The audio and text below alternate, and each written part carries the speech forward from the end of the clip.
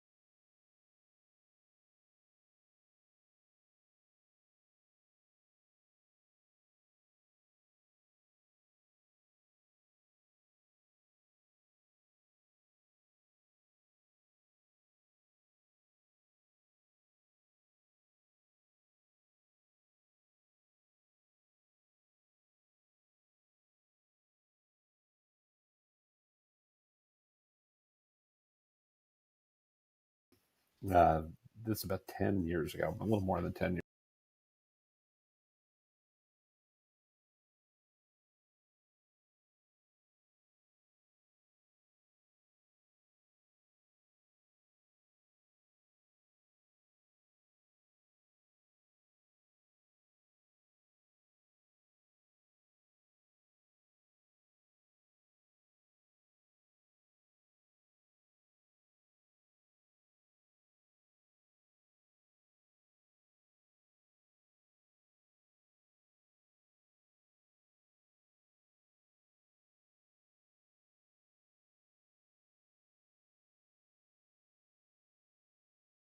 We, I'm not aware if they were ever able to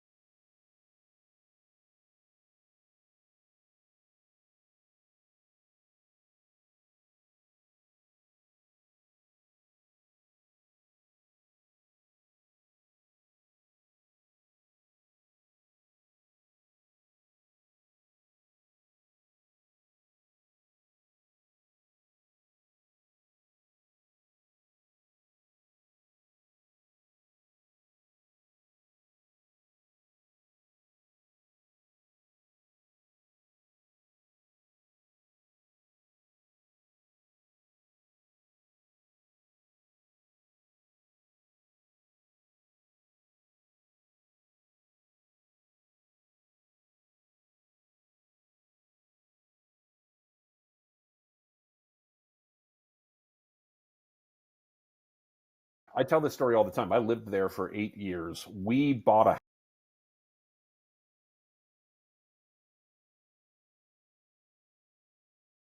house. Our first house that we lived in Phoenix was at about as far northeast as you could go and still be within the city limits when we bought it. 5 years later, we moved 5 miles north of there, northeast of there, and we were in the middle of a thriving, bustling area. Yeah.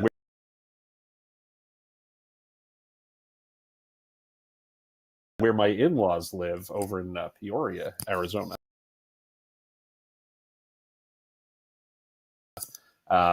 Literally was just desert when we lived there 17 years ago, and today it's like you're in downtown Phoenix practically. It is amazing how much they call that urban sprawl. It is actually not urban. Good. No, it's definitely not.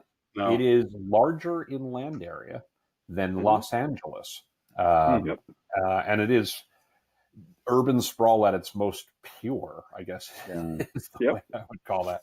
And I think they're going to have, I don't think people are aware of this, they're going to have some real problems with water probably within the next 50 years. Oh, yeah. And air pollution, actually. Urban sprawl causes massive contribution to air pollution. So I used to drive into downtown Phoenix, and they get things called a temperature inversion, where you can actually see the band of smog because you're coming down from the foothills. You're not really in the mountains, but you're coming from the foothills into the actual valley. And because of something to do with the way heat rises and cold sinks, and cold air above pushes air. on the warming air, traps and you can just see this brown band across the city skyline on the days that are like that. Which not good. Hey, so early on, when Ed jumped on, we were talking about the unfortunate fallout of Thomas and the hotels that are closed. And just old Tommy Cook. Oh, Tommy Cook. Thomas Cook, I think, is what's going to wind up coming out of this. His Ponzi scheme of collecting payment immediately from travelers prior to stay and not paying the hotel for upwards of 6 months after departure. Yeah, it's funny that when you look back in retrospect, you're like, man, but they were so big, you just like, that's what all you got to deal with is like, you always got to fight Thomas Cook about getting paid, and you just never thought about the fact that maybe this was a lead into how this thing crumbled to nothing. Maybe this was a business model. Well, but I think the bigger problem is, it's a business model that ought to work conceptually. Like if you're paying your bills 6 months after you get paid, and you can't make a go of it, you're doing something very wrong. And usually the thing you're doing very wrong, and we saw this with Thomas Cook, I realize this is outside the hospitality industry, but we saw the exact same thing with Toys R Us, is they were over leveraged. Yeah. If you get paid 6 months before you pay your bills and you can't service your debt payments, you have too much debt. I mean, that's you can't do, like, this could be a college accounting 101 case study of you ought to be able to manage that. Introduction to the balance sheet. right, exactly. They were simply over leveraged. They were wildly over leveraged. Yes. So and I mean, it has to do. I mean, to bring this to more of a hospitality thing, we see this sometimes with hotels where, leveraged buyouts and things along those lines. They take on too much, some group of we'll call them investors, but some group of financial engineers, come in with some plan. They pile on a whole bunch of debt and they look to flip it before the note comes due. And this time it didn't work. So that's my take on it. Words of our prestigious president. Owe money to the bank, shame on you. Owe too much money to the bank, shame on them. But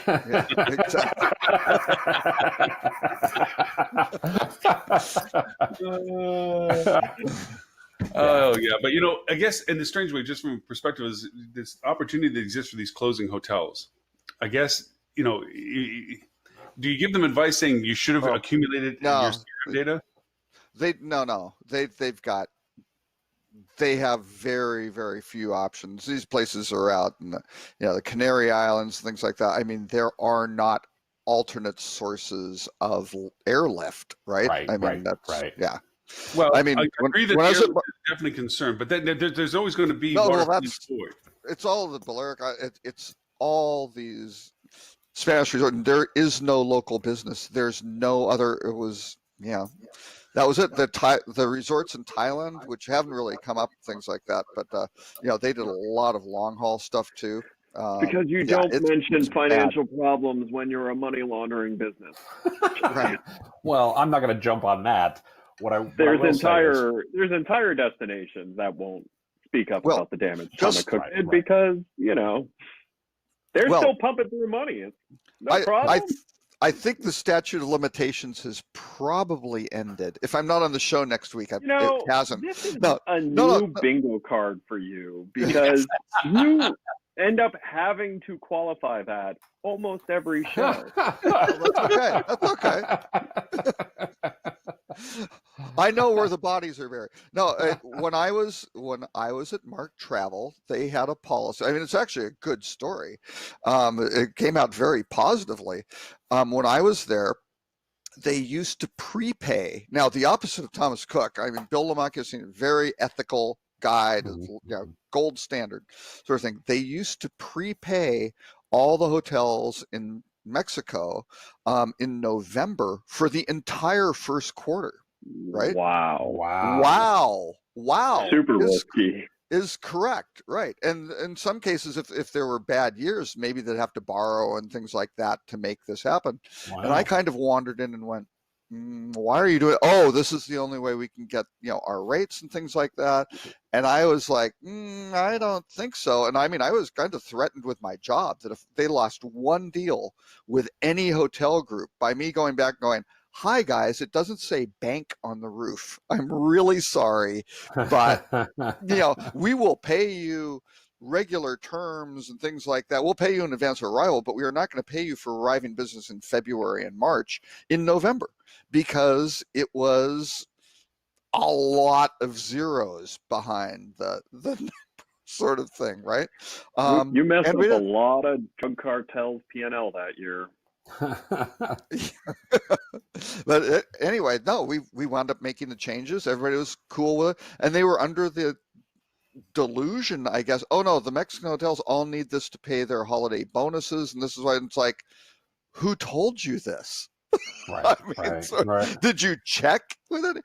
And that was it. And it was tens of millions of dollars of cash flow savings. Sure. I mean, it wasn't, but with that, you kind of go, oh my, let's figure out the worst time of the year from a cash flow perspective and pay out all the business for the peak period. Yeah. Just insane. But I mean, huge amounts of money involved in this stuff. And so you can see with the Thomas Cook thing, they were grossly over leveraged, but again, and a lot of it comes out of when you have your own aircraft. You have to be really efficient with how the logistics of how those things are handled. And if they're sitting around idle or something, that's bad. Or if you have blocks of, it's funny with a lot of hotels and a lot of OTAs kind of fail with us. They go, hey, we can get this really deep deal if we get a block of 10 rooms. Well, if the hotels are clever, what they do is say, oh no, here are the 10 rooms physically, not some sort of you just have 10 and it floats around wherever. Right. But all of a sudden, when it is 10 rooms physically, you got to be really good at playing Tetris to really maximize your return. Because you do, all of a sudden you're like, we need a 2-day length of stay on, Wednesday, Thursday, sort of thing. Right. What do you do then? And if you don't fill it, boom, that's not, one night a week is probably your profit margin, or a good chunk of it. 2 nights is you're underwater.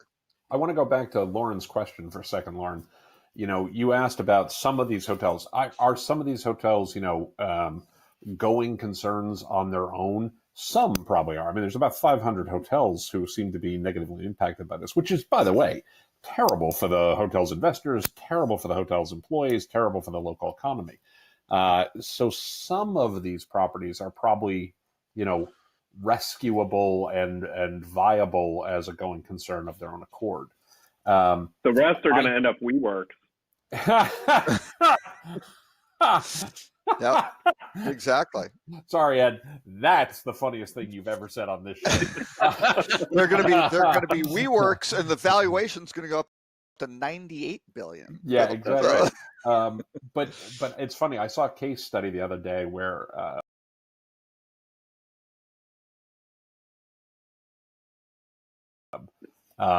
this hotel group was talking about how much business they'd driven into the market over the last couple of years and everything, over the last year rather. And in the course of the discussions with them, we came to understand about the fact that basically a whole host of new airlift routes were added. And we had to calmly and politely kind of talk them down from, your marketing seems to have done a good job of helping you gather your fair share of some of that business. However, you were mostly just present to win. But mostly you just happened to be harvesting new demand that was coming into the marketplace. You've got the participation trophy. Congratulations. Exactly. So, yeah, I mean, and that's really the problem that's going to exist for a lot of those 500 hotels is they are in places where Thomas Cook was the only regularly scheduled airlift into the market. And without offsetting airlift, those hotels are kind of and that airlift in many cases is incented. Correct. It is subsidized. In one particular case, I won't say the destination, but they were working with a major U.S. carrier, and we at Mark Travel were working, aggressively with them to try to maintain like daily air service instead of cutting down to 3 or 4 days a week, which is a killer, right? In terms of people's scheduling flexibility, year-round flying, because we'll fly during the peaks, but we'll use those planes more efficiently somewhere else during off, because again, the airline's looking at it going, what's the best use of this equipment? And these guys wound up funding the fuel, waiving landing fees, and then there was cooperative marketing dollars for the routes and things like that. They were desperate because they're sitting there with all these hotels with their population working with them, all the workers going, tourism is 30% of the local economy or something along those lines. Exactly. And they're like, well, if this stops, we lose this, we have unemployment. And because there's no tour, what are we going to go do? Build, unemployment literally jumps up by 30 percentage points. Just stair steps, right? So, literally, I mean, it's. And I've got to think Cook had a lot of deals like that where they're being subsidized, and it's hard for somebody to just jump in. A naive optimism. I think you're. I mean, absolutely right. And I think there are going to be failures out of this. That there's just no recoverable case to this. Like Cyprus. But in some ways, I think also, even with the circumstances you're describing, and as much as they subsidized it, it was because it was the least painful thing. They now need to go to the next painful thing. How is it that they can find, it's not going to be easy for them, but if any economies right now could help with all this process, is at least we're in a world of economies where there are the Airbnbs of the world, and there is a distribution capability that didn't exist 10 years ago. Oh, sure. 10 years ago, if you weren't in the catalog kind of thing or whatever. So there is some optimism. It doesn't mean that there's still just no fix to some of these ones. No. Of course, capability. You need transportation, but you need a way to get there. That's going to be until there is literally Airbnb. That's going to be a real problem for some of these folks. Thomas plane was the best thing, but now it's going to be, heck, we got to find some Joe Blow that will fly a puddle jumper or something for all we need, whatever. It's going to be something. But I understand your point. But and to fly it from. London or Manchester or all of they didn't which those airports, and that's the thing. All those charters were all over the place to fly to and from those airports. They're pretty expensive. Yeah. There may be a whole nother. We don't know what's going to fill this void. This is a huge hole that just got dug into economies. I see opportunity. Yeah. I think there's going to be some interesting, creative ways that people can come out of this. But the other problem is a lot of that flying. We said that yes, the destination subsidizing it, but again, if the hotels are giving a deep discount on their rates, right, to get it to, and again, a lot of these things aren't sold as okay, we've got this floating rate. A lot of these things are locked in. A lot of them wind up really being the case where it's we need to get the package price down to 699 euros or something like that, because 702 doesn't work. The demand drops off. Large air conditioned buildings, I'm seeing server farms in the Yeah. future of these destinations. I saw, Unfortunately, they already have too much heat. They don't make for a good heat sink. Is the problem? They can't Well, get into wait, the hang on. outdoors.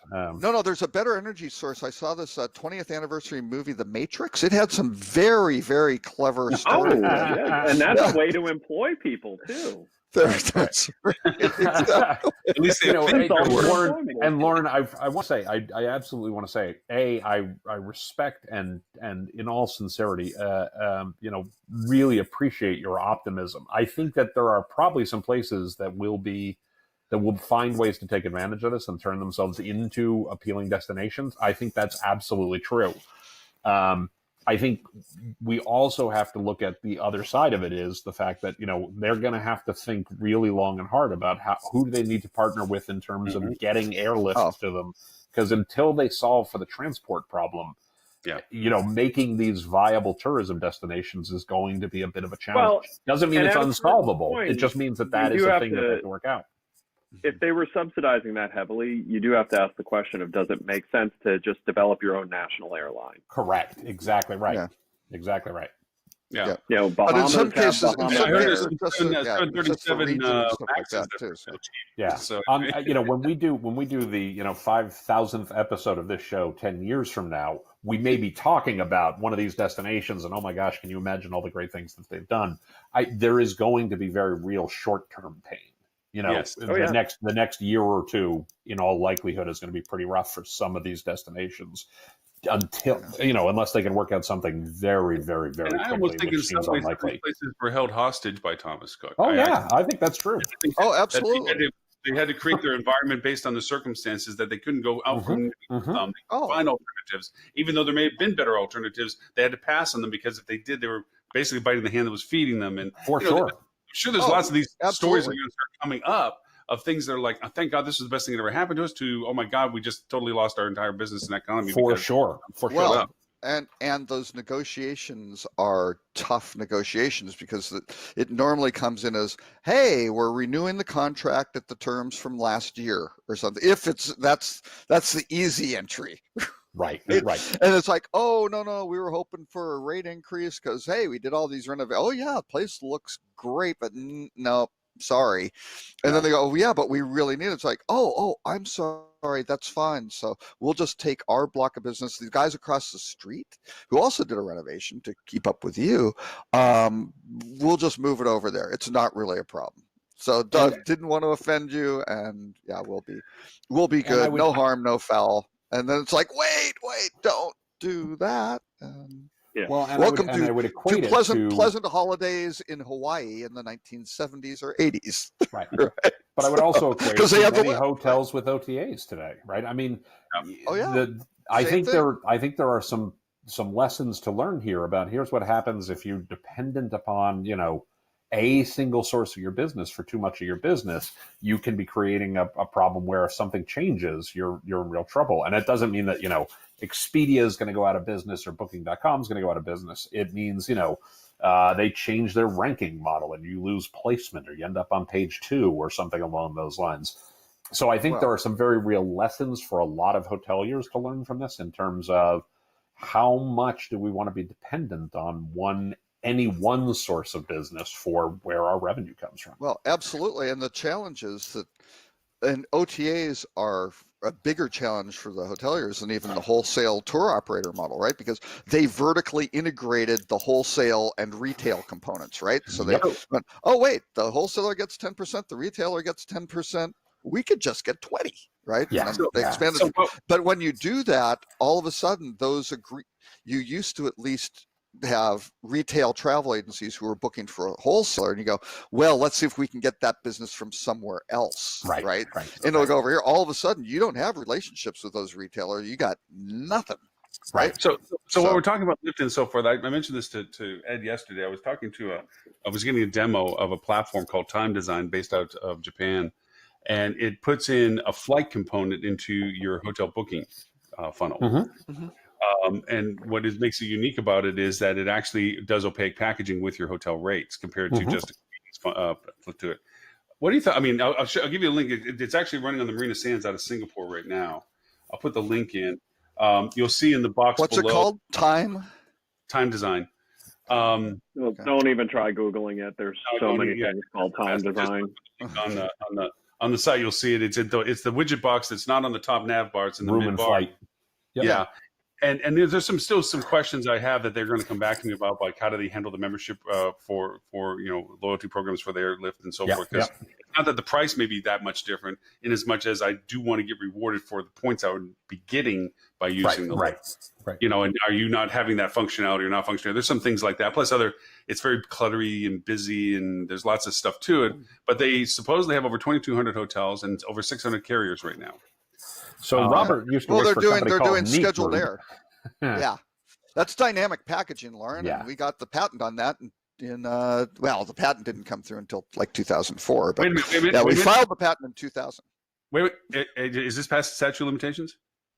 Yeah. It's that I don't even know patent who holds the assets to that any longer. That patent is now owned by Expedia.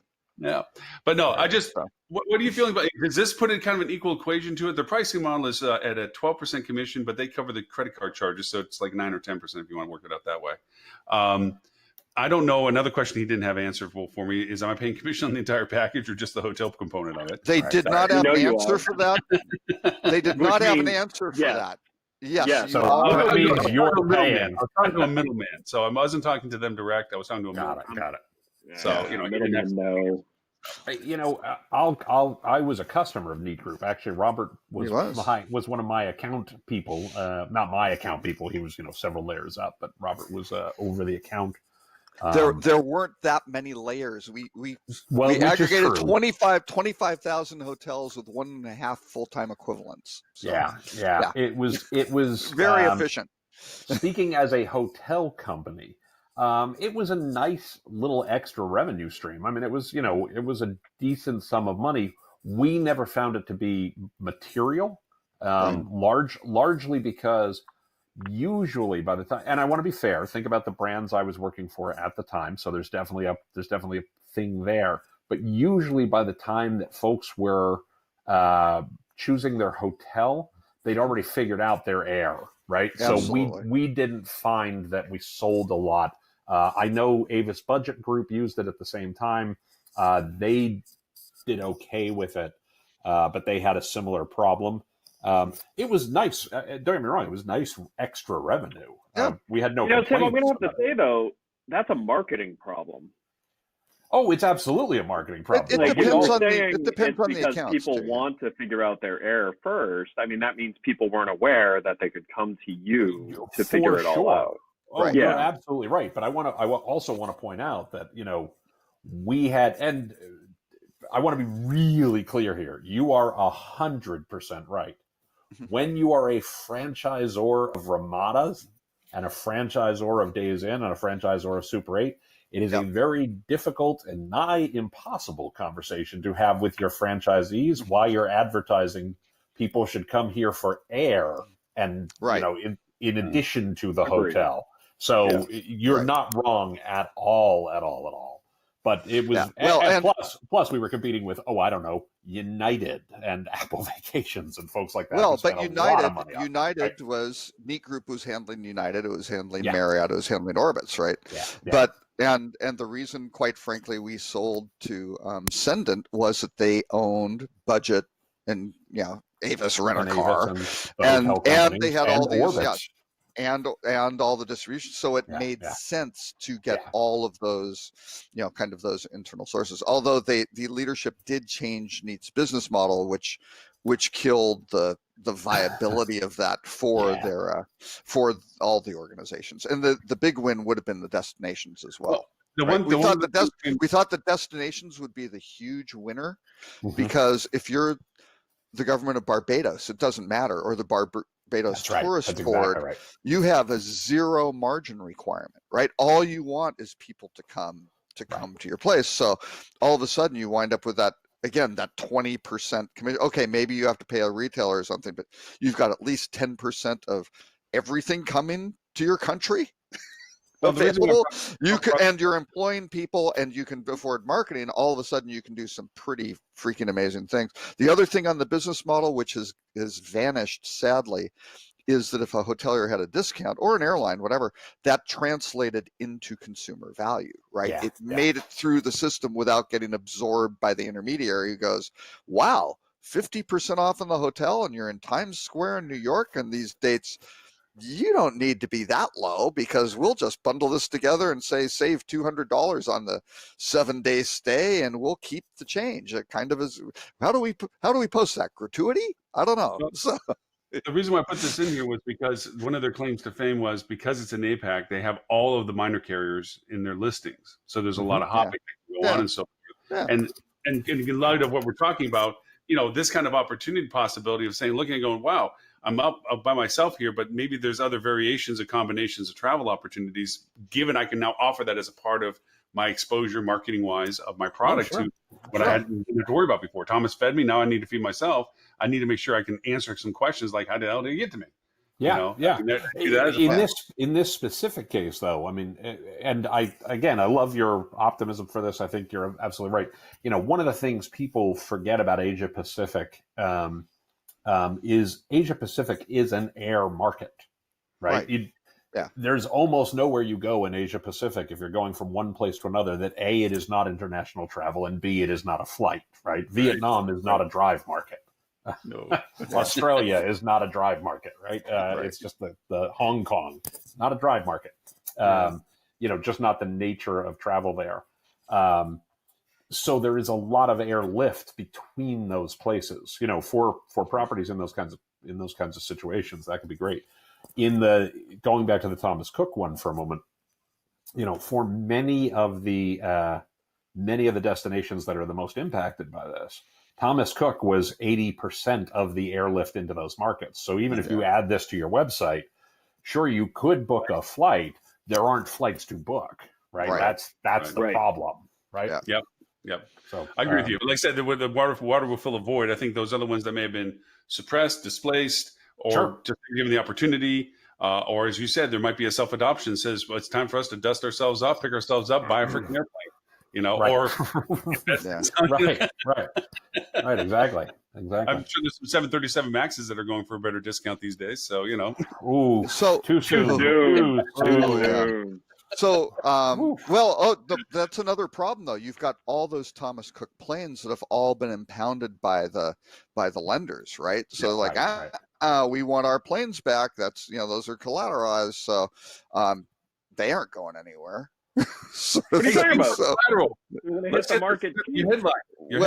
But they're still under litigation. You've got the other creditors. Thomas going, wait a second, give us the plane or something or give us, we'll do something with the lease and do whatever, right? They'll restructure. So there could be a whole branch of the people. There might be a whole adoption of the air carrier service that they had and go as a separate entity. There might be lots of things. Yeah, they could split it up, sell it off for parts. Absolutely, that's a possibility. Though to be fair, if there's one thing Europe does not need another of right now, it is an overcapitalized regional carrier.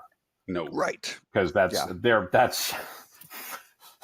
I'm amazed. That is actually one of the bigger problems they have in air travel. The diversity of the planes that are at the airports, when you start going through, especially Germany and stuff like that, the hubs that are there, you're looking, it's like, I don't recognize any of these planes. Well, no. Actually, you're correct. But the really, really fascinating part to watch is not the diversity of airlines. It's the fact that 6 months later, it's a whole nother set. Another group. It's the fact that the ones that you saw 6 months ago no longer exist, and there's a whole new set. Who probably bought those planes out of bankruptcy? Just look at Norwegian. Norwegian started off doing really low cost carrier stuff over. Hold on, Robert. Go ahead, Ed. There isn't a monopoly in Europe like there is in North America, where you only have that one would be or an two oligopoly. choices. Yeah, an oligopoly. Yeah, no. No. Hey, by the way, I think we could use something in between that here, because right now the Lyft situation in the United States is amazing how it hasn't been broken up.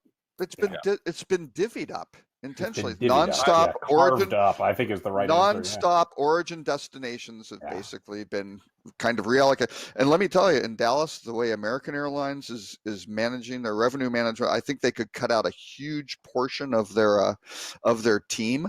And all they do is they look for basic economy. They track Spirit. Like if you're looking whatever, Dallas, Chicago or something, all they do is look at Spirit and go, okay, we'll match that. And then for the main cabin, they go, oh, well, there's what Southwest is doing. Okay. And then at some point they diverge maybe. But so I have a question. I never fly American. I have heard from 4 different and disparate people, folks who don't know one another over the last month or so, who all they talk about is what a nightmare American has become, how bad American is. I'm very much in the carved up part of the world where we only have United really as an option. So I don't know. So you're completely satisfied with your, I get it. I have to tell you, as easy as it is to, troll United or to, I was going to say beat them up, but that seems a little on the nose. They've gotten better. Here's the guitar behind you. Yeah, exactly.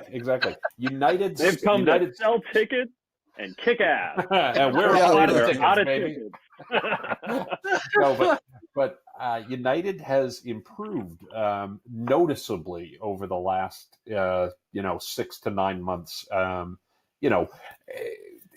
got a bit of a black eye. Their share price was dragged down. Yes. Compared to where they were a year ago, I've been very pleased with United lately. They're certainly punching above their weight. Why'd we drag Ed into this? No. Oh my God. I want to be fair. I wouldn't say that it's a knockout, yet. They certainly. All right. Well, Tim will have the last word on that one. You can see sweat. He just mentions the words United, and beads of sweat appear on the guitar. I fly United all the time, and I've always appreciated their app. I thought their app was much better. Yeah, their app's really good at the time. I think they've come to over-rely upon their technology because they've lost their guest service component. And I say this because of my most recent experience flying, where I got stuck in Phoenix, in Dallas to get here. And normally I don't really have problems with them. But their response to all of this is they like to lie. They just basically will blame it on something they don't have to be obligated to. Weather. Have you, are you in all sincerity, Lauren, and I'm not picking nits here. I'm just curious. What's your status level on United? United, I was at the. I made their first level. Silver. Current. Yeah. Current Before I went to Dallas, I was current status. Low. I'm not anything on United now. Remember when you and I saw one another in an airport? We saw each other in an airport after High Tech, and I was stuck in Minneapolis because my flight had been canceled, the United flight. So I'm gold. I want to be really, transparent about this. And I have a dedicated line that I call, and they could not have been more helpful.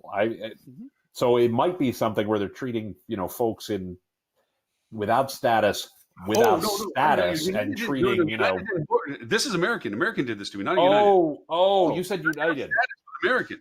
I was going to say, you said United. You No. Oh, got it. I had a problem with United either, but America, this was my first time I had a problem with it and I'm not saying I had an actual problem. It was just the delays and their response to it. I'll say this, that, okay, I'm at the gate in Phoenix and they kept delaying the flight in increments of 15 minutes. So nobody could leave because you don't know when they're going to start boarding.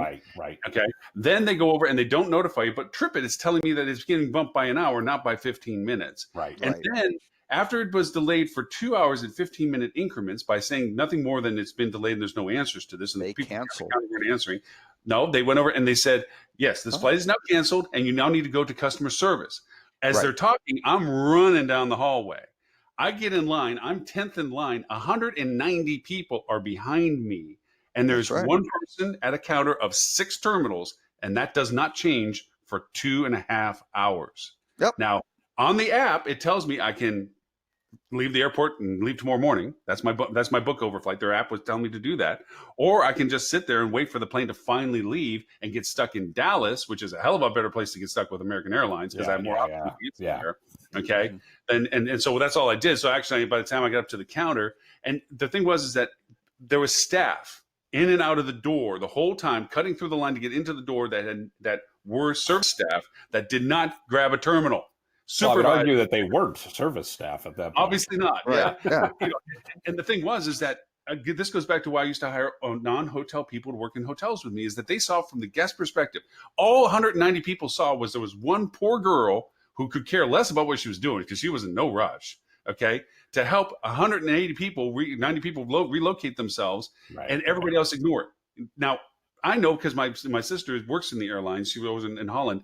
All the stuff in the back is that she told me, it's like there's dozens of people trying to figure out how to reschedule and remove people and move them over to new flights, and they're pushing them through on their apps to tell them where they need to go. She says it wasn't just one person working on it, and that's what most hoteliers do. Is like, hey, it's shift change. That's why there's nobody at the front desk or whatever. We know the processes, but from the perception of the guest, it sucked.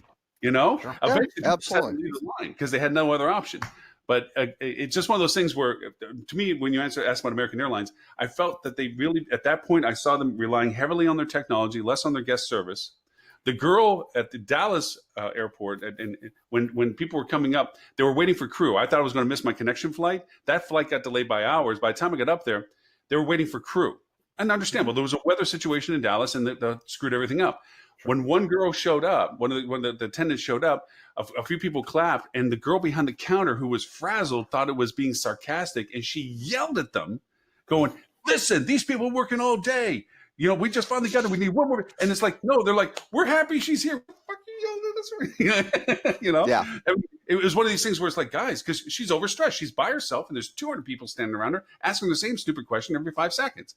Are we leaving? What's happening? Where are these people? And so she lost it. And that's the part that I think is that they thin themselves out from the guest service perspective.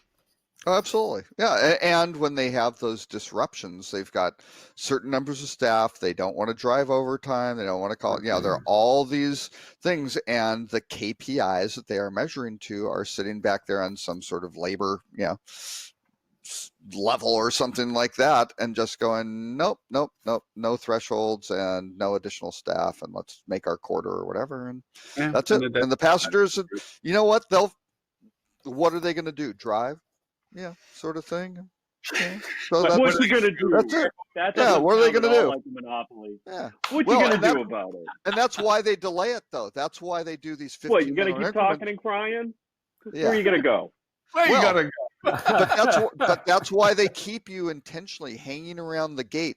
They freeze you up so they don't release you to another airline, because they say, we know we're canceled, right? Because maybe they're pulling the plane to go put on another flight. It's not really, we fixed the mechanical thing, and sorry, we'd already pulled the plane away from the gate or something. Whatever they're doing, if they can freeze you up and you go, well, I'll hop on the United flight, and go, they're all gone. Right. Sort of thing.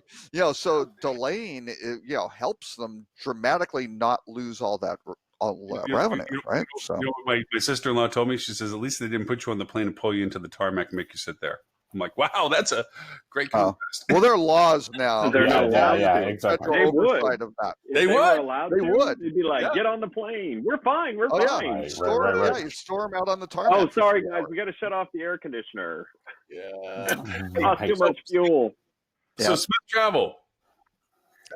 STR. Wow. Travel. Speaking of businesses about to be destroyed. I don't know. I didn't see this coming. I didn't see this coming. I mean, I knew they had put themselves for that. Randy was listening to offers. People had been offering for a long time. Oh. Randy was very smart to hold out, I believe. Holy yeah. Oh yeah. So they sold everybody inside, or is it just all I do not know. I don't know. So we'll see if Jan Freitag buys a cigarette boat or something and moves from Tennessee to Miami or something. But, Veronica, Chris, all of them. If all of a sudden it's like, wow, that's these good. These guys sold at 7x revenue and 28x EBITDA, which is a pretty aggressive number. Yeah. That's and incredibly aggressive, that is especially at the scale of revenue that they were at. right. Mm. Oh, Yeah. absolutely. And so a couple really weird things. I always on their website, the global hotel census, right? That was their database Yeah. of hotels, and man, it is good. A lot of stuff got really kind of not so good the further you got outside of the U.S., but Yep.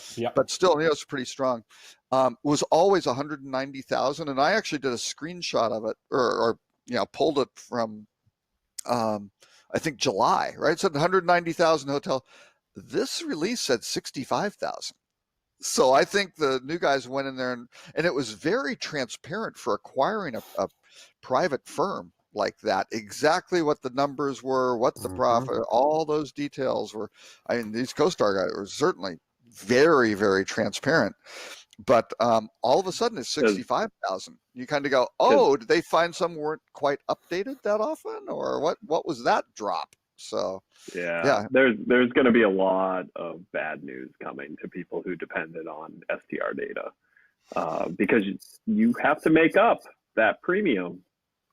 Well, and So, they were running, and the big thing is what they're banking on is they were running STR was running 25% margins, and CoStar says by 2023 they're going to be running 40% margins. So Right. I don't know. Prices may be Ouch. going up. Wow. You don't know that here's what's prices may be going up? Well, can you maybe guys they're making it up on volume. Does margin work that? Wait a second. How does the gross operating? Ed mentioned WeWork. I think the negative gross operating profit, you make it up on volume. So I guess if you have a positive geo, Can you imagine what Cindy's thinking right now? Can you blame her? I Absolutely would be too. not, I'd man. be. She's in the Are you cat kidding seat. me? I'd be hanging out a for sale sign like yesterday. Exactly. only I mean, realistically, if there is, folks out there throwing that kind of money around, I'd think a beach looks nice. Yeah. But also, I'd be happy to be laying on one. Just to Ed's point into the it was already expensive, okay, in the long, but it was just a relied upon component. But if they start coming back and going, hey guys, we're the new owners, and guess what? Here's your new bill. Right. And it's going to be like, what are our options? There's only really one other option in town that has any scalability at this point, and that's her, Yeah. And that's not even really good scalability, but it's going to get scalability pretty fast, I think. And if she keeps her pricing reasonable, she's... Or worse, there's something valuable in that data that can be exploited for other reasons. Oh, there's definitely...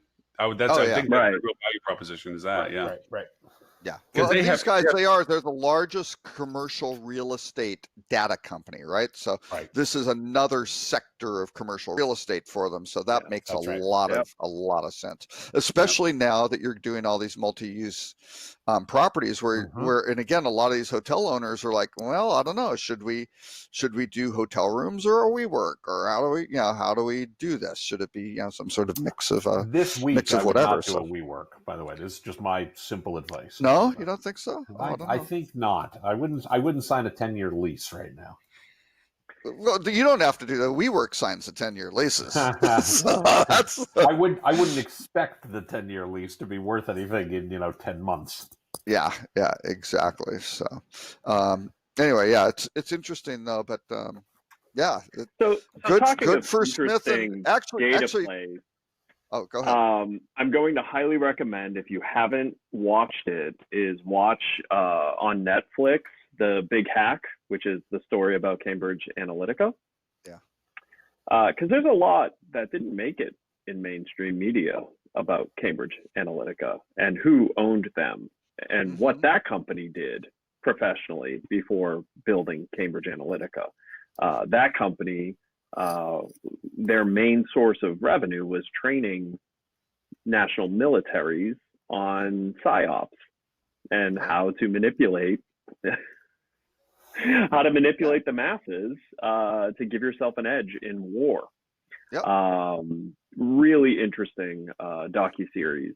And really the reason I bring it up is the entire time I was watching it, I was thinking to myself, you need to have ethics in your marketing decisions, because the world is starting to push back against unethical marketing tactics. And, I was talking to Lauren about this yesterday. Some of the fallout from Cambridge Analytica is I truly believe the user-generated content aggregator industry is going to go to zero in the next 12 months. Some of the big players currently can't do anything with Instagram and Facebook because they were violating Facebook's terms of service and Facebook wasn't paying attention. So companies like Stackla, who hasn't hit as big of news as Hyper has. Stackla was also shut off and blocked from Facebook at the same time that Hyper was. And Stackla was about to IPO. Like they were that close and of that scale. And they're suing Facebook. And of course, Facebook, their great response. You were scraping people's private stuff. And we have proof of it. We're going to take the moral high ground. Right. So that's why you're off. Where Stack was like, this is a monopoly and you shouldn't be able to shut a business off. Ethics, guys. We need to bring ethics back to business and stop chasing growth over ethics. And as by the way. And as a consumer of these types of products, you need to be asking yourself, is this an ethical company I'm doing business with? Is what I'm going to do with this vendor going to at all damage the relationship between me and my customer? That's and if the answer isn't clear to the right side of you're only going to improve your relationship with your customer, don't do it. Because you've heard me talk about vendors in this space specifically. The rise of these flashy startups who really don't care. Like they want to give you minimum viable solution product widget to scale. They want Nexus. Is their objective? And they don't at all care about what kind of damage it does to your business. And it's actually really nice to see Facebook continuing to crack down like they are, because they are taking an ethical road, which they can only take because Mark Zuckerberg still controls that business. That's right. No, I think you're absolutely right.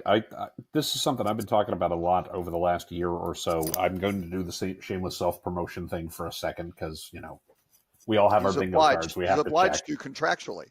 But I did a podcast episode last year about the lessons that marketers must learn from GDPR, and the point that I made there, and the point that I've talked about ever since, was GDPR exists because marketers screwed up, and we as marketers screwed up, right? Yep. GDPR exists, CCPA exists, Nevada's privacy law exists, the other ones that are coming will exist because finally consumers, finally citizens, finally regulators have started to say, these folks will not behave themselves. We need to make them do so.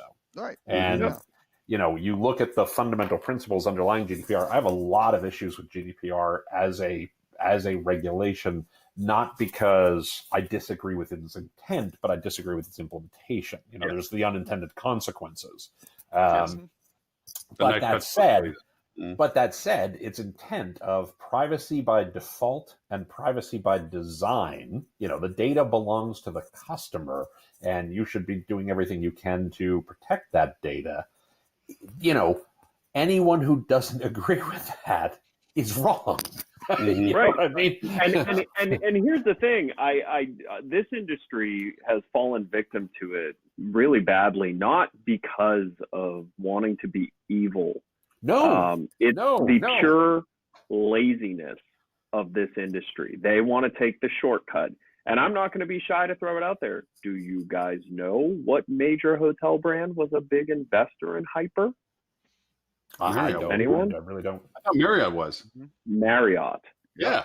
Very big. So one of their early customers. Yeah. Yeah. So here's the thing. The business model of Hyper should put the hair on the back of your neck up. They geofence every hotel in the world and scrape any posting that originates from that to create a rolling profile on travelers without their knowledge. Yeah, that's absurd. That is massive scale spying. Yeah, Mhm. sure. Mhm. Sure. And commercializing it, that is Cambridge Analytica. Hyper is doing exactly what Cambridge Analytica did. The difference is who their customers were. And Hyper's customers were primarily travel. And so here's the thing. Just because you can do something That's and right. it's technically not legal, Or if you not have illegal. to use Technically the not word- illegal. Not Technically not illegal. illegal. Technically not illegal. If you have to use the word technically, Correct. as a marketer, Correct. you need to stop. Correct. Okay? Completely agreed. Yeah. Because Well, that's the thing. and it's like, if the best defense you can make was, well, it was legal, you're an asshole. yeah. Pardon my French, but Well, you're a bad person, you know? But where this gets really complicated, or you just didn't think it through near enough. Yeah, but it's the intent of these things, right? Because this data, it's a tool, right? And Tim, time to fill in with the ship and the shipwreck analogy, but it can be used for great, positive, customer aiding things, and then you get a management team ship. Things and horrible things. That's but here's the thing. How you choose to use it does not exonerate you with your customers. Correct. On the fact that it's still ethically wrong. It's ethically wrong to spy on people, even if you're going to use the stuff you learn for good. So it's wrong. There's a new book. I have only just started it. I'm literally just a couple of pages in. Brad Smith is, I think he's chief legal counsel at Microsoft. He's been at Microsoft forever. And he has a new book called Tools or Weapons. And it's basically the ship versus shipwreck discussion. And I'm only a little bit of the way into it. I'm already hooked. It's gripping. Well, anyone who went through Microsoft, Microsoft and that whole monopoly issue, like, at least with that, they did not have evil intent at all. This is the thing. Like, they just built better stuff than what anyone else did. Yeah, that's not true. No, they were pretty evil. That's not true. They were pretty evil, Ed. I don't think they were evil. They were. I won't say they were evil. I won't say they were evil. They were very opportunistic. They were. I'm comparing them to what Cambridge Analytica did, which was straight up evil. Using propaganda targeted at the people that they identified would be most susceptible. Of course. No. I understand that. My point is that they were not evil. They were undoubtedly illegally leveraging their monopoly power. I'll give you that. But it wasn't evil. It was aggressive. It was aggressive competition in the extreme, which, for better or worse, in this country, we have a legal framework that says that when you are in a monopoly position, you don't get to play by the same rules as everyone else. And I think that I would argue that is a good thing for people in the long run. I'll give you that. I think we need to quote Uncle Ben from Spider-Man: "With great power comes great responsibility." Exactly right. Exactly right. So I will say, this, and then watching, there are vendors in our industry that I'm already seeing hoteliers starting to smarten up to. Yeah. And I'm seeing it in the DMO industry too, because there's a lot of bad actors in the DMO industry that the DMOs are starting to pick up on this. You have to constantly question if what the thing you're looking to buy, if you can't answer, whether or not it damages or helps your customer relationship, and then you need to understand the motivations of the company you're working with. Are they actually invested in making your day better, or are you a means to an end for them and they actually don't care? And this, there's instances of this all over hospitality right now that drive me crazy. The massive scaled agencies. I'm sorry, anyone in the agency world can tell you that at scale, agencies do not provide the value because they can't. You can't scale an agency massively. So what do? Well, they become opaque. So yeah, okay, you're going to pay them a ton of money, have no clue what value they really drive for you because that's what they do. That's not good for you. It's not good for your customer. Right. You will right. get reports. Well, you'll get standardized reports with metrics, and 15% everything will be commission templated. Yeah, it'll be templated out, and 15% commission and 85% confusion. Right. Yeah. But Ed, I want to go back to your point about, thinking about the guest for a second here. One of the things that I think the industry can lose sight of from time to time when we talk about these things and needs to go back to is something that I think a lot of people in this industry take very seriously. I'm dead serious about this. I think people take this very seriously, and that is duty of care. And this is a duty of care question. If you are exposing your customers' data, you're exposing your customers' private information, you're exposing your customers', candid thoughts and, things like that and behaviors to other folks. I'm not sure I understand. Speaking of, there you go. You need to be very clear about what's going on there. Going across, it's not just duty of care on that. It's do not take advantage of others who have done that. So, like, I agree, but if you're, saying if you're exercising duty of care, you wouldn't work with the folks who are taking advantage of that stuff. Right. I sometimes joke about this. I've spent most of my career in either financial services or the hospitality industry, and I've often said that, we ask people in those two industries two of the most private questions you could ever ask somebody, which is, will you give me your money, or will you sleep with me tonight? And I think we have this very real sense of, when you're asking those kinds of questions of people, it is incumbent upon you to be very careful in what you do with any component of that person's life, whether it is their physical person in your hotel or whether it is their information that you're sharing with others, that they are providing to you for a limited purpose that you are then potentially sharing with others who shouldn't have rights to it. And I think that that's something we need to be very careful about always. Or we're not creating tools, we're creating weapons. We're not creating ships, we're creating shipwrecks, right? But Tim, it said in the terms of service, what they clicked on, it was right there in paragraph 37, subsection B. Yeah. The job of a marketer should not be to trick a consumer. Goddamn right. And if you're working for a company that's a good quote. Trick that consumers, is a good quote. That is a very good quote. Yeah. No, we all get exposed to different services that promise the ability to enhance the data that we have, to triangulate information, to create specificities as to who we're exactly marketing to. Yeah. And I just was exposed to speaking at a conference, and somebody came up and was showing what they were doing and their ability to do it. And yes, at face value, its singularity of what it does is legal. Its ability to be manipulated with other things makes it illegal, because like any navigation, if you get 3 points that cross in one spot, you now have identified a particular point. And with their inclusion of what they can track with what can be tracked somewhere over here and somewhere over here, all of a sudden you've gone from the anonymity of a guest potential to the specificity of the guest. And you can do a lot with that. And that's dangerous. And they know that. That's what they're selling. Well, I posted a thing from last year, which is Google knows where you've been, but doesn't know who you are, from the New York Times, right? Just about a year ago. The data is insane, because whatever your residential address is, and again, now Android has added this feature, which is very nice. It'll now pop up, such and such in the background is recording your location every time, right?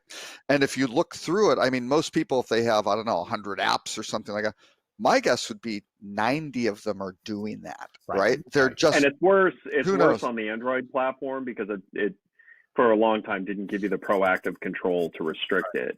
Right. Exactly. Everybody just opted into it. Yeah, Google just rolled out some new stuff too, that for security, where you can purge out location over a period of time and stuff. And they would not do this if it wasn't, as to your point, Ed, people are waking up going, wait a minute, because I play a video when I do conferences of what Google knows about you and what and that knows about you, and it scares the crap out of everybody that's there. Right. Oh yeah. Yeah. Well, and this particular case, they know that you're spending 10 hours a day at this particular address in this residential area. And then ding, ding, ding, here's every place. Oh, you go to that dry cleaner, you eat at that Yep. fast food restaurant, you do whatever.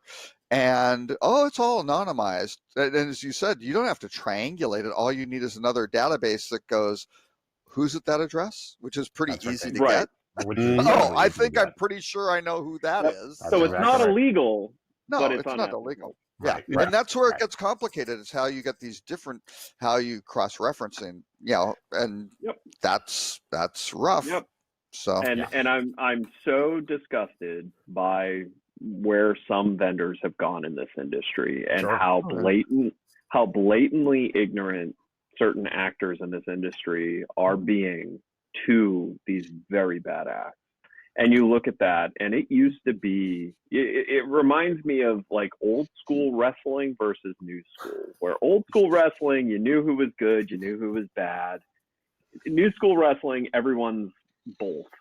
Well, like that's kind of how things have gone here, where you look at, how rare ethics are in the new technologies that have come into this industry, and how willing companies are to disclose what they're really doing in a way that's confusing.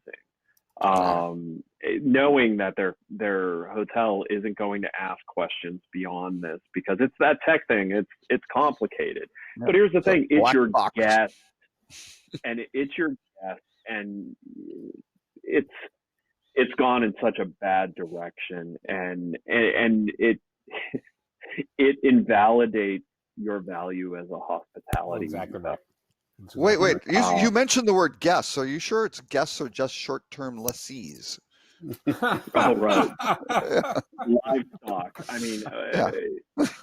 It's funny that you say that, because I decided I wanted to jump on, watch out for, not enemies, but watch out what people, software platforms and service providers are saying about themselves as to what they do and what they offer. And they offer the webinars up and so forth, because being in tune with this online training stuff, I wanted to see how they were doing it, what they were saying. And it was hard to choke back, not just lighting up on the chat box of like, you are lying through your freaking teeth right now. Mhm. Or what you're saying is so off of what it's, and what you say. so adjacent to truth. Right. Yeah. Well, And you just sit there going, oh my God. And there's people that are listening going, oh, this is amazing. And you're sitting there going, oh my God, the emperor has no clothes, man. It's not, Yeah. it's not there. And it is amazing that is this deceptiveness that's going on in the service offerings. And because Stuart's not here, we're going to throw it in there anyway. Attribution theft is real. oh yeah, for sure. Well, it's funny. I was at Martech East a couple weeks ago with a company that I advise, and the CEO was talking to somebody. It's funny. This is going to be on a podcast in a week or so, not mine, but another one that I'm affiliated with. And the CEO was talking to a vendor who provides data services essentially for marketing. And the CEO asked the guy, the CEO of the company I work with, asked the guy about GDPR. And the guy's response was, oh, we're an American company. We don't worry about Yeah. that. And literally, the CEO was telling me afterwards, he said, it's like, he said literally, it took all he could do to not punch the guy in the face. Because, like, dude, you don't belong anywhere near anyone's data or anyone's person. You're not a good person at that point. So No. yeah, It is surprising, and in that sense too. And unfortunately, some of the solution providers for some of these things, like compliance, GDPR, the ADA compliance and so forth, are getting almost as bad as the people that are instigating the issues. Oh, well, yes. but the fees the exorbitant fees they're charging, because first and foremost, the price GDPR is still very gray. of There course, are yeah, right. So you actually can't get certified, and Right. yet these certification companies have put out these very expensive packages right, to get you on the right track. right. Yeah. It's actually not hard to get on the right, track. That's exactly right. And it doesn't cost as much as you're paying these companies. That's exactly right. It is. It's. I don't know if it's a shift Maybe I was rosy-eyed at one point and didn't see the bad in people, but it kind of seems like there's definitely everyone a shift, everywhere. Ed. Yeah. It seems just way more prominent that everyone's just trying to screw you, and it makes me sad. Like, we actually got a customer emailed us a testimonial, which, back in the day, the testimonials from my other company would be, wow, you've saved us so much time. This has changed the way we do distribution. Like, really focused on the value of what the new technology did. This customer's thing that they loved about us made me so sad, because it was centered around, one, we didn't lie to them. Right. Two, when difficulties came up, we didn't blame it on everyone around us. We actually solved it, even though it wasn't our issue. Right. And three, we always respond to them when they need something, and we proactively ask them if there's anything else we can help them with. Right. So Nothing in there aside about my product. aside from the ask them to help with, the others should be just like table stakes. Right? Correct. Yeah. Right. Correct. You're a team member to your client. You're there to help them on what they're. I mean, again, So- it goes kind of funny. You say this with the ADA compliance. We're doing this for hotels. We just do the monthly reporting, and we were trying to find our own live testers. We want, because all the services out there were astronomical in cost to do live testing for ADA compliance. Right. They went up, and so we were talking to one group that did live compliance, and the first quote we got from them was around $1,500 a month. Okay, that was pretty affordable compared to what we're comparing it against. We called 5 days later to go over and get back with them about trying to instigate it. It went up to $9,000 in 5 days, simply because they could. Because they realized how underpriced they were, because we were literally, other services were 10 to 15,000 over a time cycle, and it's like, you're kidding me, Lauren. from? Lauren, did you accidentally tell them that they were grossly underpriced during that I may process? have unfortunately mentioned it. No, I just No, okay. So I'm going to come at this from a different perspective. Really? I'm going to come at this from a different perspective. If you are a hospitality marketer listening to we four jaded, bitter, used up husks of human beings, right? What you should take away from this is what you're competing against a lot of the time. And if you look at the properties that are doing well, how are they doing it? They're doing it on service. They're doing it on taking care of their guests. They're doing it on offering great value, etc. You can still win that way. You can still win often that way. The trick is not to find the trick. The trick is to take care of your guests. The trick is to offer a good service. The trick is to offer good value. And it's amazing the properties that do a great job of that, where guests willingly provide them information about, when's your birthday? Because we'd like to send you something. Because they're like, I know you will. When's your birthday? Because we'd really like to sell your data. Right. Yeah, Exactly. The folks who aren't doing that are the ones that people willingly share with them when their anniversary is, or when their birthday is, or when, those kinds of things are. Because the hoteliers, the people in the hospitality industry, dare I say, who gather that information, not collect that data, use it to wish their customers well, not to use that for some sort of, targeting or things along those lines. So if we get this one more data point, oh yeah, Exactly. our compound annual growth rate will increase by X, because we can sell it to 10 different things that have. Right. Yeah. I mean, well, then there's also the abuse of the data, just from course, generality, where you have the unspecificities and so forth. Yeah, but you're very right about it. It is just, if you look at everything through the lens, like even I was asking about the flight addition to the website, does it actually improve the guest value proposition? That's right. Or it doesn't? And to Ed's point, it's a marketing issue. If you are pushing the fact that you're offering more service availabilities on your site, then it can be a value asset. If you're in fact just doing it and you're not making it aware, then you're really just creating an inconvenience extra navigation point that they've already decided on elsewhere. So it's really how you approach these solutions as well.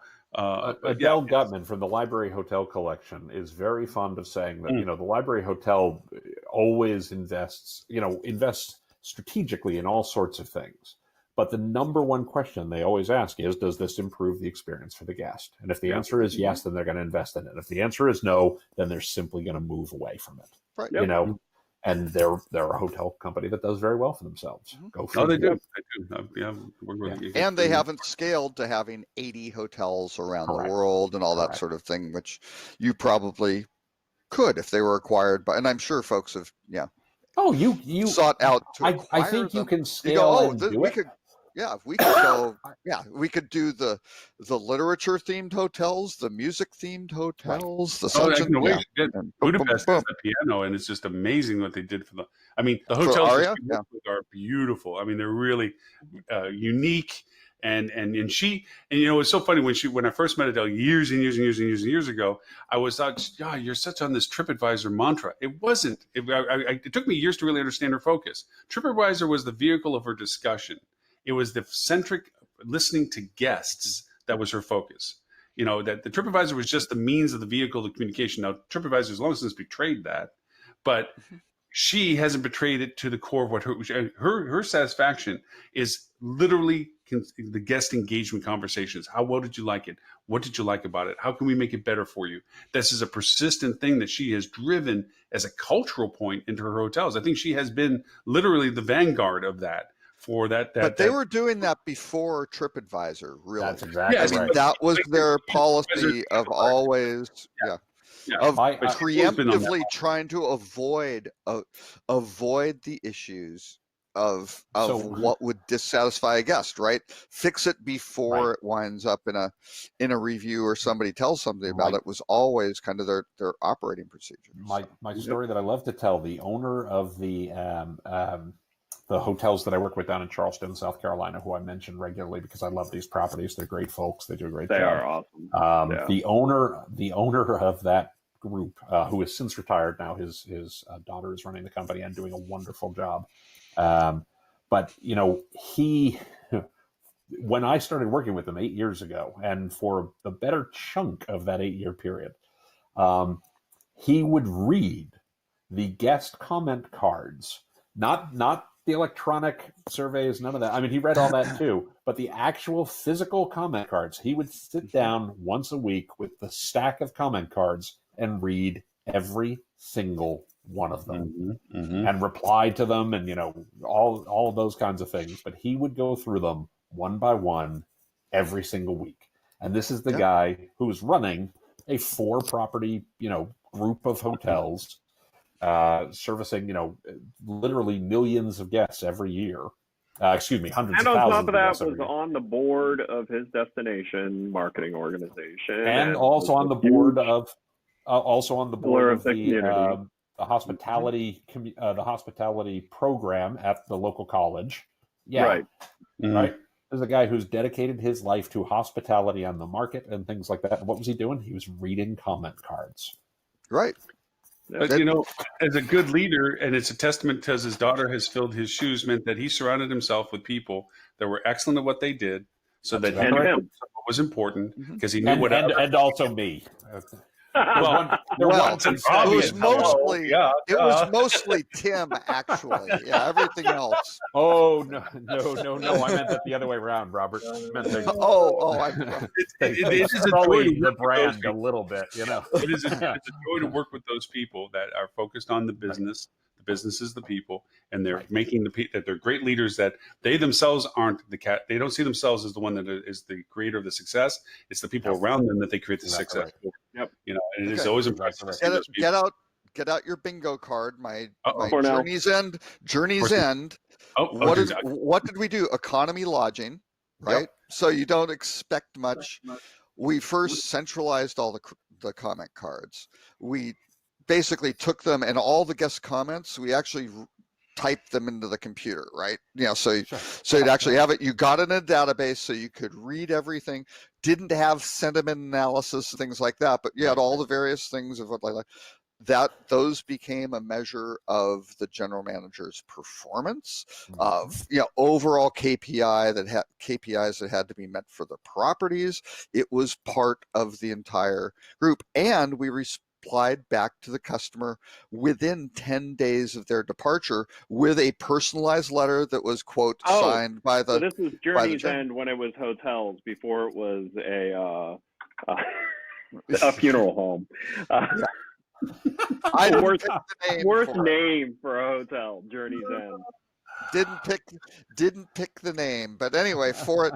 But again, that we were doing it for, at the time, what, 96 properties, getting back, Impressive. and people were shocked. I mean, they're like, Right. we were getting letters Right. back, and the chairman was getting letters back going, oh my God, I stayed at whatever luxury hotel and I had a whatever, a negative report. We sent it back to people with positive things, just going, thanks so much. Oh, it was an Exactly. opportunity to tell them about hey, we're opening in Saskatchewan, sort of So thing. did you guys right? call that a loyalty program? Because that's actually how you get Ah. loyalty. Yeah, actually, yeah, we wound up doing a card, a preferred guest program, right?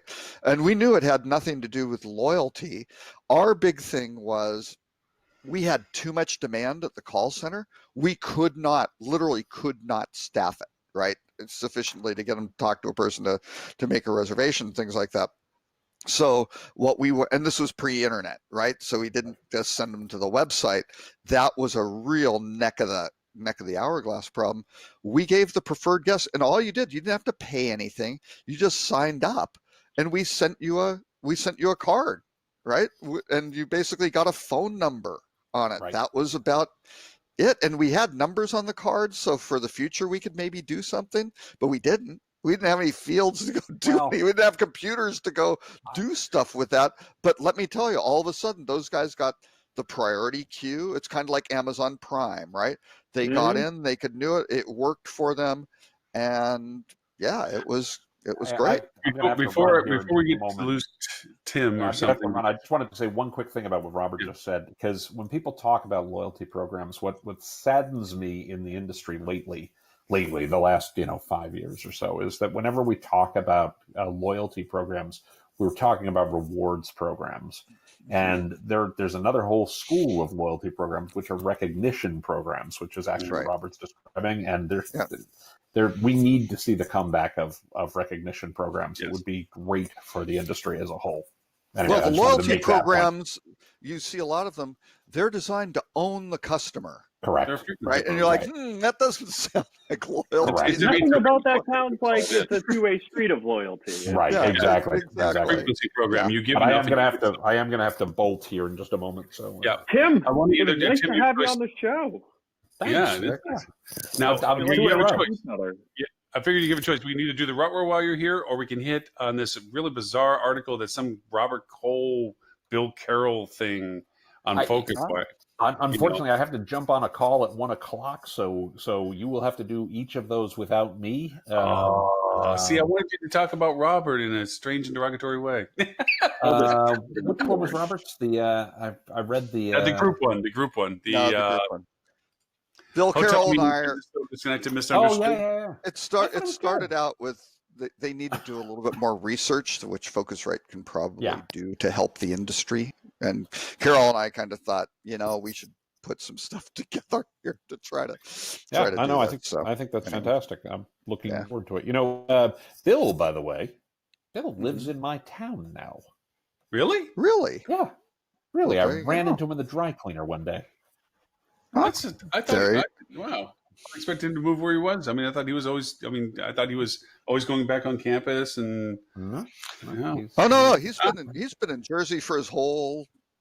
But he may have moved to your town, but he's been in Jersey for a long time. But nonetheless, I really do have back to his Hertz days. I really do have to. We'll let you always go. A pleasure. Always, Mr. Tim. If people want to hear your amazing podcast or know more about you, where is it that they can go? TimPeter.com. TimPeter.com/podcast. Hope you all have a great weekend, and I will look forward to seeing you next week. All right. Excellent. Thank you, Mr. Tim. Later, everybody. Very good. Bye now. Bye. So, Robert, out of what you did with Bill, I mean, what was the big takeaway? By the way, I love what Focusrite did with the scroll down and the addition wedges into the pie. Wasn't that cool? That was a nice. very, very cool little feature. That was a nice little trigger point to the scroll, which I thought was very nice. So, kudos to that. Yeah. So the takeaway is do some research, because that's it's no. But again, I think we really Bill was really interested in putting together, this research thing, which will sincerely help the industry, and then I helped him out with doing a lot of the Was this a lot one of the mainly background branded content. research? Was this a lot of brand hotel, almost all brand hotel? I mean, because the Central Res had what I thought was an artificial amount.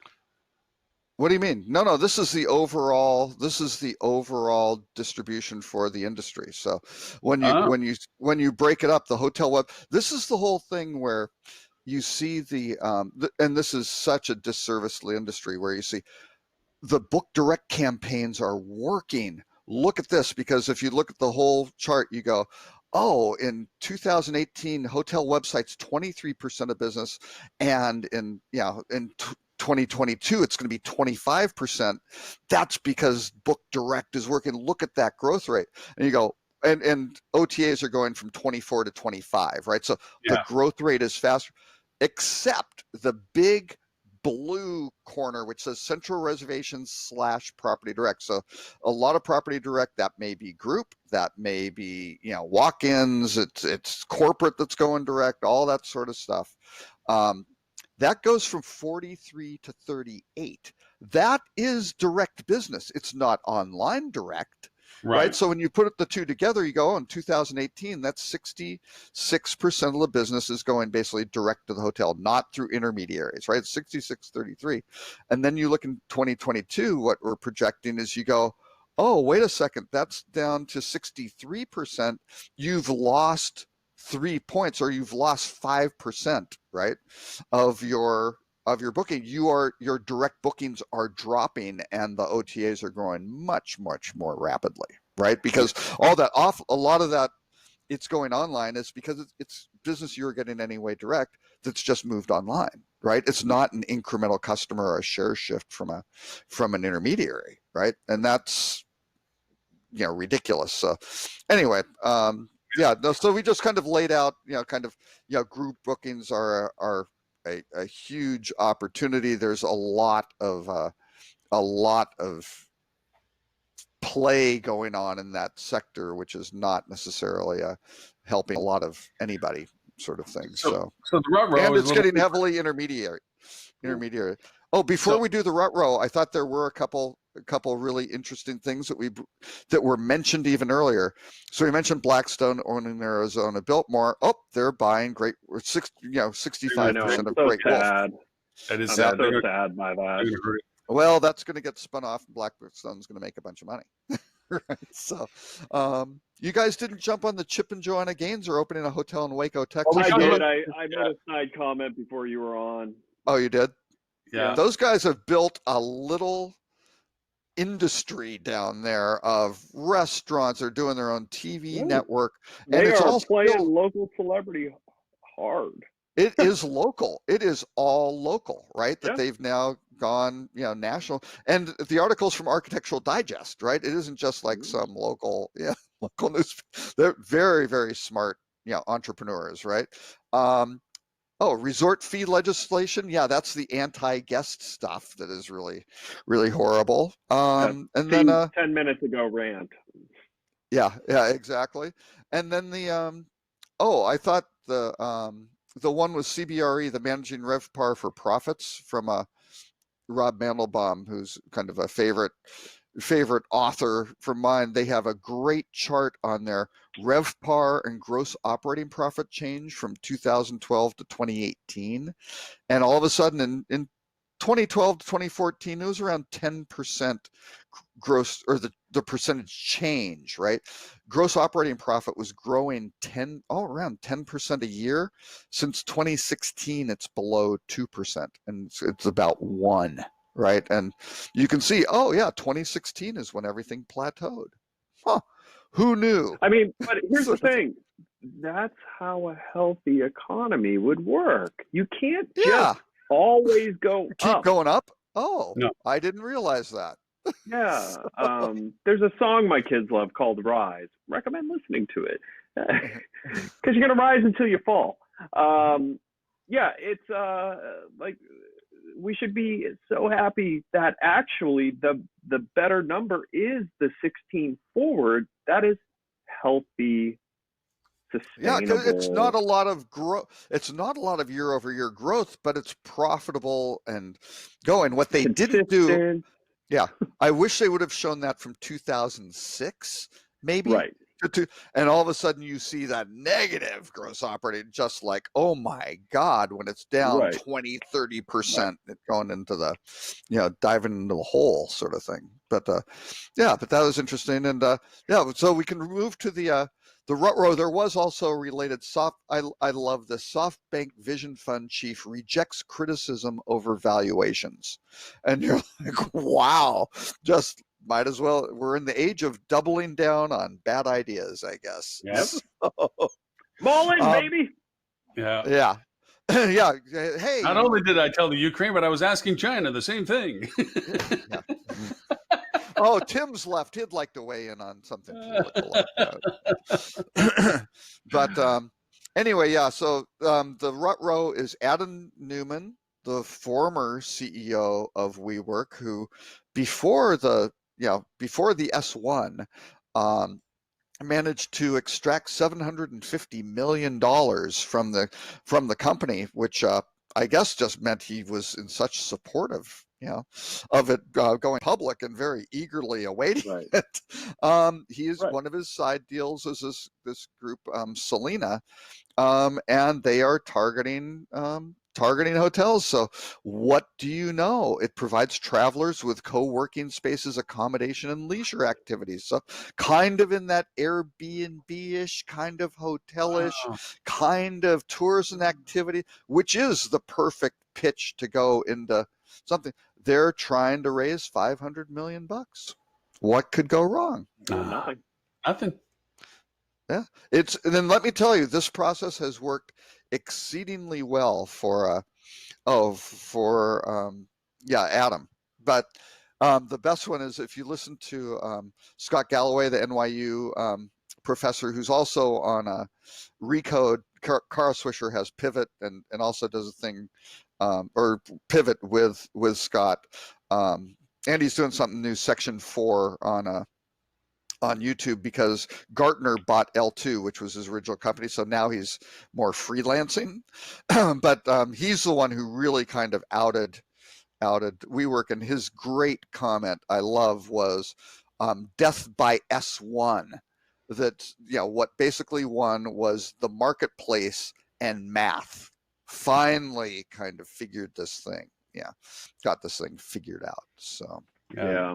Anyway, yeah. So Selena, Ed, you basically going to leverage up everything you got and flip to home, all in on Selena? Is that? Oh yeah. Of course. Like I'll use all the profits from my Uber IPO profits and my Lyft IPO profits and my Peloton IPO profits.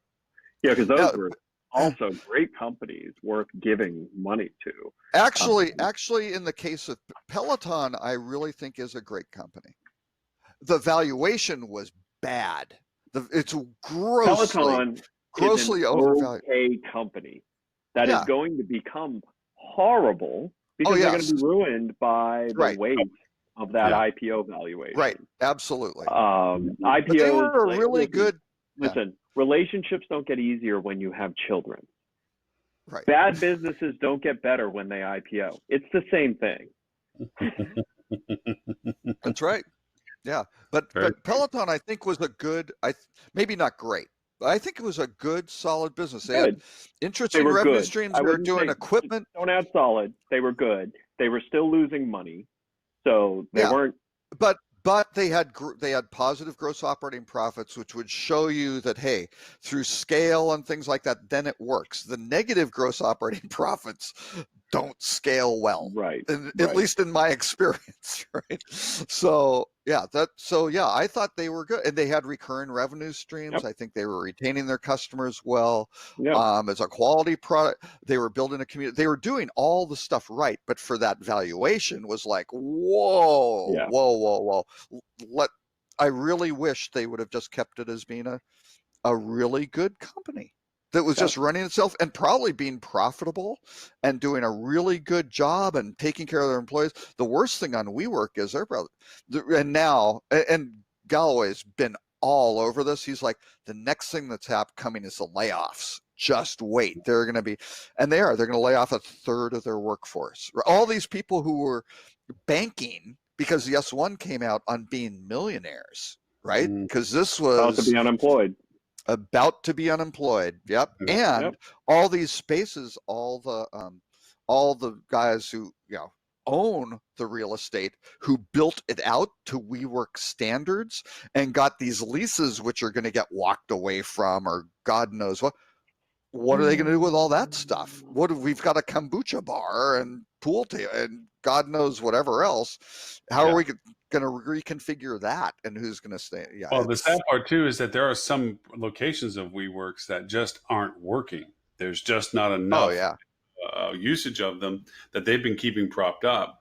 I mean, there's one in Dallas that we have an office at, that we have been moved into a 6-person office when we're paying for a 2-person office, simply because they keep wanting to incentivize us to stay. And so they keep giving us more and more space for the same price. So well, there aren't other people in your office. You don't have 4 other people in your office. That actually helps a metric, which is that 6-person office, which is the premium office, is occupied. Right. Way more than the 2-person office. Exactly. And the amount of 2-person offices that have moved to 6-person offices, the upward mobility, is that percentage is amazing. Right. And it also means that it's a lower entry point for those who are looking for space. So they have a better negotiation point for the 2-room offices, because they have the availability. They can negotiate the price differently. Hey, real quick thing on this. Did you move up to the watch, the 5? No, I know it's not. It was a the big last change for one. me, because from 3 to 5 was a big change. Yeah, I noticed. I didn't see it until this morning, but I noticed you tried to walkie-talkie with me last night. Yeah. I thought, if I ever mess with anybody with tech, it's you, dude. It's like, but you know well, you know what it is when I'm home, I put all my electronics away and I just hang out with my family. I know it's a novel idea, but right. Are you okay? You okay, Robert? No. Now, Ed, you know what you do is, if you give all your kids screens, you won't even see them, right? They're just gone. And I hate it. But no, the one. I mean, there's a lot of advantages to this. I like the bigger screen. I like the better speakers and all this other stuff.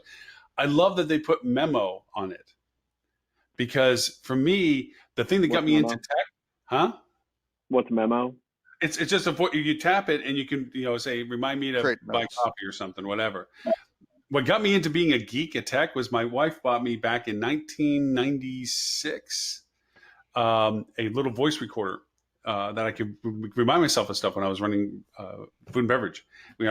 Just to remind us, all right, we got to clean such and such. And then when I sat down at my desk, I had a little flip notepad. I'd write the stuff down so I could go and follow up with it and stuff like that. That's what got me into all this techno gadget stuff, was this stuff. And it kind of went full circle. Now my watch does it. I get to go tap, remind me to do such and such. Or By the way, the irony of that is, have you seen the Apple Watch commercials? Yeah, they're pushing it to be that tells time. They tell time. And the second time I saw it, I caught it, and I looked at my wife and I'm like, so do people not understand that the Apple Watch tells time? Like did their data show that that was lost on people? Because if so, that's amazing. That is a amazing outcome to what they've done to the watch industry, that they have to remind people that watches tell time. Yeah. No, I think they were just being glib. Yeah. Yeah, but I mean, it's got the decibel level thing, the air quality thing. I'm sitting there going, good golly, I have different screens now for stuff that's amazing. Now, wait, air quality, what's that do? Is that just reporting a local station? It's just reporting air quality. Yeah, it's just same with it's not a function of the watch where you're holding it up and seeing what the wind speed is. Yeah. It's reported to all the stuff, but it's kind of fun. UV. I have a weather one that's literally, when I'm out in the boat, I have UV, airspeed, air quality. Again, not sensors. It's right. It's got they're tapped into probably IBM, who owns weather.com, and NOAA, whoever on it now, and all this. It's one of those things where it's like it's calculator. It was so funny until they actually put the calculator on. It dawned on me that the watch never had a calculator function, which back in the day I used to be the geek with the calculator watch. The little first smartwatch. Yeah, and now I have one again. I'm like, this is all great. It's like full circle, Hakuna Matata, circle all that. But you think of what they've consolidated into the what? Now you've got. They haven't done the camera yet, right? That'll be. That'll be next. But Very you just- can run the camera on your phone from your Yep. watch. from your Yep. watch, yes, yeah. And Yeah, you that's can why I they see have the haven't gone. They screen. haven't embedded the camera yet. But No. That's what I have this one for. Yeah. This little 18-gram one. Snap it right there. Now I got my I'm own sorry, did POV you say camera. 18 grand? 18 grams.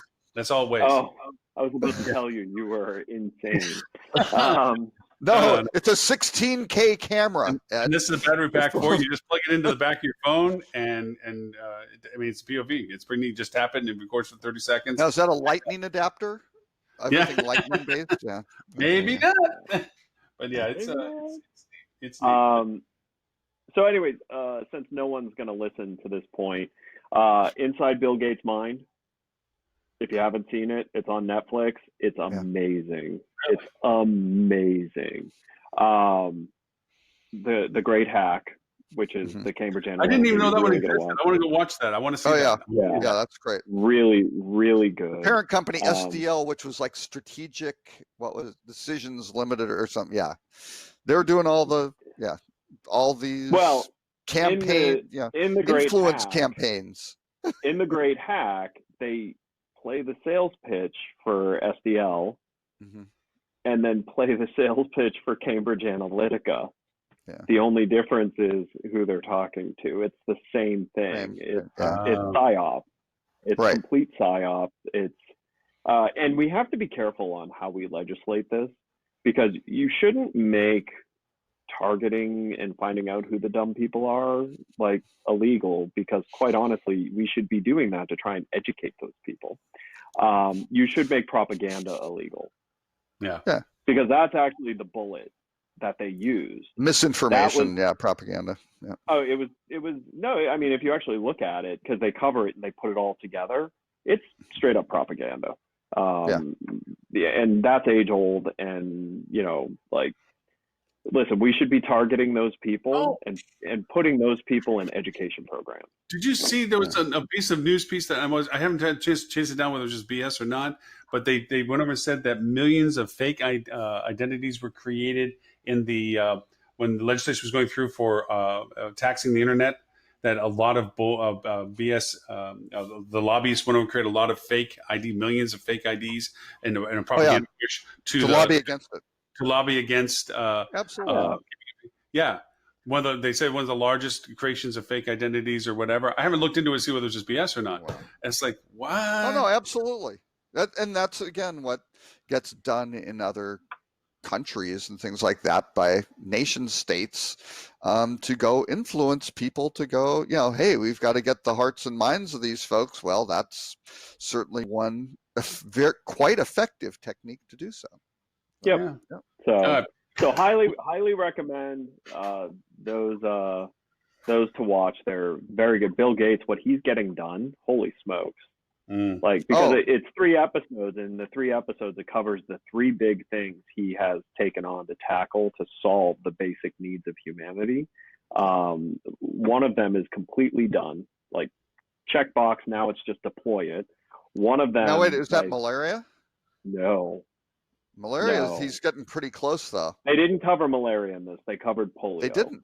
Okay. No, they covered polio, and he's down to like 37 cases, I think. And he's not sure how he's going to get past the threshold on that. But sanitation was the first episode. That's actually the root cause of what's killing a lot of people. Absolutely. Sanitation, and he's fixed it. He's fixed it at both the local scale and the large scale, and it's now being deployed. Second, did they do have a little water filter, like the clean water filter? No. It's not water. He's fixing the other side of sanitation. What do you do with human waste? Oh, okay. And how do you do That's it great. without outside power, without big expense, and without needing an engineer to run it? So that's the first episode. Second episode's polio. Third episode's nuclear. And he's actually, like, if it wasn't for Trump and his trade war with China, he was about to start building nuclear plants in China that the U.S. had approved, because he's figured out how to build a nuclear power plant that doesn't blow up when anything goes wrong. And, oh, by the way, this nuclear power plant runs on depleted uranium. Wow. Oh wow, that's great. And Yeah. when it depletes the depleted uranium, there's no nuclear waste. Right. So it can handle earthquake, tsunami, losing power. Because actually what destroys most nuclear power plants is when you shut the power off. Right. And Because the keep- cooling system turns off. Yeah, that's your problem. Yep. So he has solved nuclear power and has fixed the nuclear waste issue if he can start building these things. Right. Like what he is accomplishing right now is amazing. Yeah. So watch it. It's absolutely cool. No, definitely, it's a hoot to watch. Yeah. Yeah. Yeah. No, he's So, a anyway. he's a brilliant guy. He was in the 80s very well, and through the 90s they did get very, very aggressive in terms of snuffing out other, because I remember the whole Netscape Internet Explorer thing was ugly. You know, Oh people no, he did. age, No, they learn. he saw the and he married one of his product managers. So what was going on there with the so She's but anyway. incredibly brilliant though. She's Absolutely. incredibly brilliant. Yeah, both of them. So anyway, so watch those this weekend. There'll be a report due on Tuesday from both of you. Yeah. No, he's Gates is a couple years older than me, but a really good friend from elementary school. His older brother went to the private, high school, with him, and he said Gates was the guy who would be most likely at a party to blend into the woodwork. Just nobody knew or reckoned. He was just kind of not that he was a super weird guy, or he just was a really average guy. Right. Oh no, they tell the story. Like you'll see, because in between the things he's solving, they're actually telling like his story. It's really well done.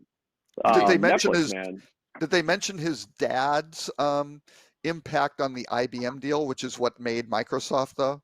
His dad was one of the leading I can't remember if they did, corporate but, attorneys in Seattle. They spent a lot of time on his mom, who is a lot of the reason that him and his sister, because his sister is very successful and has done many great things as well. It's why they are the way they are. But his dad apparently was the guy who said, "Hey, when you go to IBM, here's the deal. Just throw in you keep your intellectual property rights on this thing. Now they're going to pull it out, but why not ask, right? I mean, it gives them to take out. Okay, we can." And IBM, who was all about selling iron as opposed to software, was the free stuff that came with, that sold the hardware. They just signed it, and it's like, wait, we just sold you PC DOS, and we get to keep. We need a name, MS DOS. Okay, it's the same thing. Unbelievable. Yep. Absolutely unbelievable. And IBM created Microsoft, right? The same way Expedia created Booking.com. Same deal. Market leader missing the opportunity. They're great. You'll enjoy them. You'll really feel educated from it. I'm really looking forward to talking to you about the Cambridge Analytica stuff once you watch it, because Stuart and I have talked about it, and because what actually the technology is capable of doing, you realize that even these people who are at the forefront of talking about what was done wrong, they're getting it wrong. The detail of it's wrong. The premise of their issue is right, but they still don't completely understand what was done here and how which is amazing, because these are brilliant people that just is that like one of the congressmen? It's like one of the congressmen saying to Zuckerberg, "If I stand up from this chair and walk over to that chair, you know that I moved." Is that kind of that level? It's close. It's close, except that's layman would know that. That's not what it does. But so I would watch it, because also I want to hear your take on the woman who was the high up executive who's turned kind of whistleblower but wasn't really whistleblower. I just want to see if you pick up on the things I picked up on, because she's heavily in this. And like I just want to see if you pick up on it. So wait, can we conclude that the reason Stuart wasn't on the show is that he's binge watching now? Well, no, he's changing as we speak, changing Fuel's business model and operating processes, and kind of doing a little pivot there. Is that the thing? Yeah. Right. Gentlemen, All right, guys. Thank you very much. Mr. Ed, if you want to know more about Flip2 and yourself, where's it that it goes to? You can go to flip.to. You can find me on social media, Edward St. Ange. And Mr. Robert. rockcheetah.com or at Robert K. Cole. And for this and show, Mr. Gray. I have the shortest URL of all, so it's really